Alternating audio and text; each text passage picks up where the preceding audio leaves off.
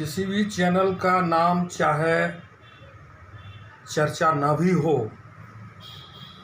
तो चर्चा तो वहाँ भी होगी। बगैर चर्चा के चैनल कैसा? चर्चाएं ही तो हैं जो किसी ज्वलंत जीवंत विषय को और अधिक प्रासंगिक बनाती है। चर्चाएं तरह तरह की होती है और चर्चाओं का एक उद्देश्य यह भी है कि फिजूल की चर्चाओं पर विराम लगाने के लिए चर्चा हो। फिर कुछ ऐसी चर्चा भी अपरिहार्य हो जाती है जो चर्चाहीन बनकर विषय गौण होता चला जाता है। ऐसे समय में यदि चर्चा चैनल चर्चा को ही सर्वोपरि मानकर प्रारंभ हो रहा है, आनंद का विषय है। और चर्चा चैनल विभिन्न राजनीतिक, सामाजिक और अन्य विषयों पर चर्चा केंद्रित चर्चा को तरजीह दे, मंथन हो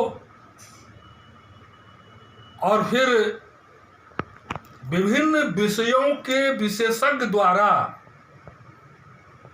विषय को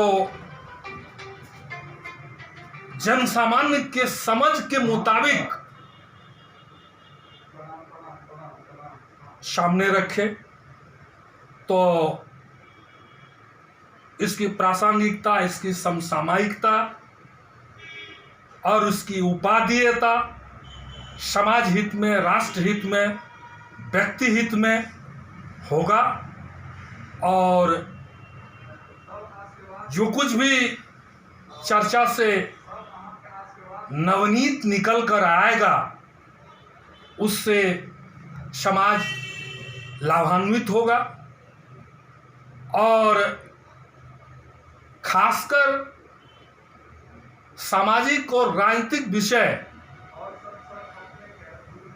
हमेशा ही अधिक प्रासंगिक होते हैं।